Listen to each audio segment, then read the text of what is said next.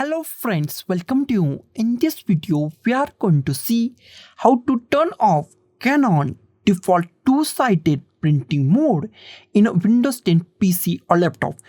It is a very easy and simple process.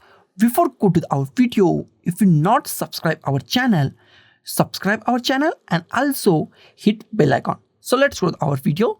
First go to the start and type printers and scanners. Type printers and scanners, click on printers and scanners. In a printers and scanners, here we find our all installed printer list. Select the printer that you want to change or turn off two-side mode. Click on this printer. I want to change on this printer. Click on that. And here we find manage. Click on manage. In manage, here we find printing preferences. Click on printing preferences. Minimize it. And here we find our printing preferences. Here is our problem, two-side printing. Click at here and change it to one-side printing. Change it to one-side printing. After that, click on apply.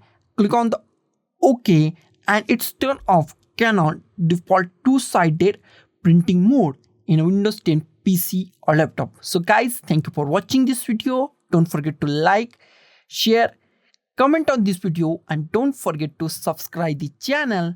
Thank you guys.